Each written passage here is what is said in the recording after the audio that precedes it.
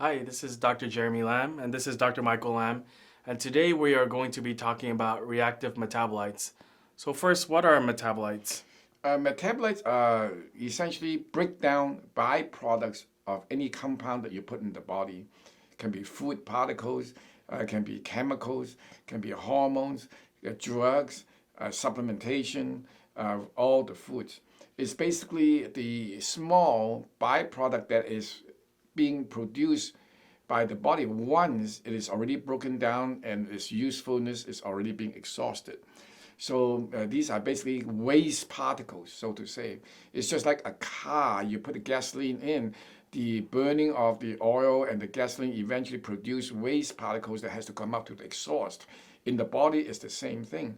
These exhausts are called metabolites. The more you eat, the more you take medication, the more metabolite you have.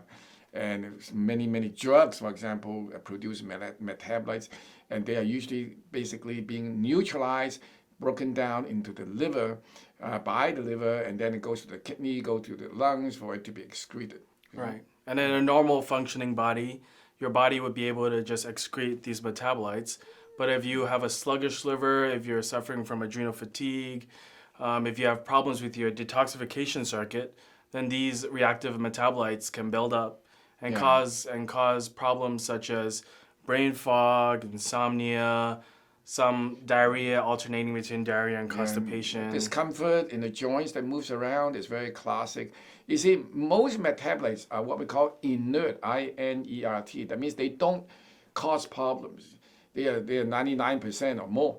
But there's a small percentage of these metabolites are what we call reactive. That means they trigger reactions in the body. The body doesn't like it. So when the body sees these type of reactive metabolites, it triggers the inflammatory response.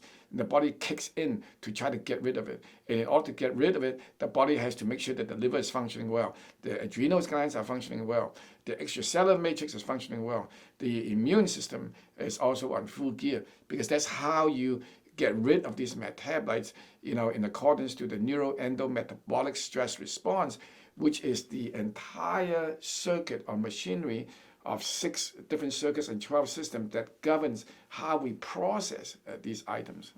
Right.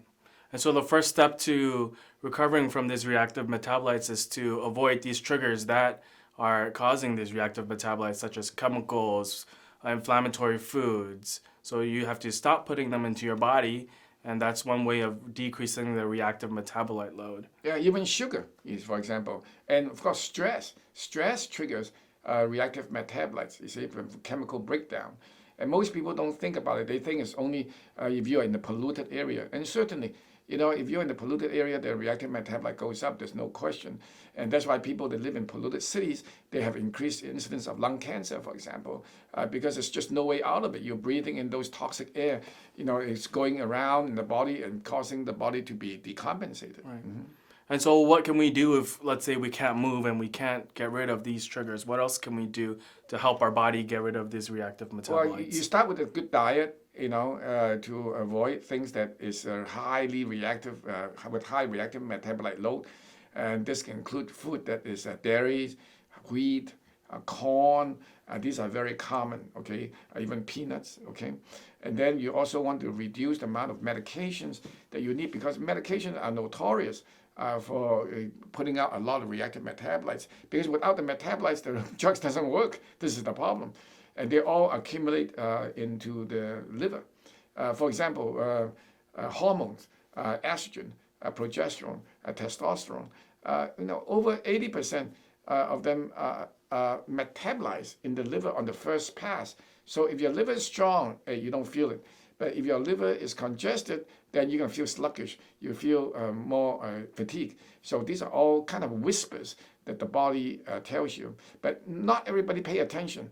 They sometimes they take the medication, they'll take the hormone, they feel better because they have more energy. But they, on the flip side, they don't understand, well, why do, out of 1 out of 3 days, I just feel kind of so draggy, for example. So these are, comprehensive whispers that your body is trying to alert you. Okay. So those are some of our thoughts and approaches to reactive metabolites and how to avoid reactive metabolites and deal with them. So Yeah. the link to this article will be in the description below. Please subscribe to our channel and like, share, and comment on this video as well. This is Dr. Jeremy Lam and Dr. Michael Lam, and we're empowering you to take control of your health.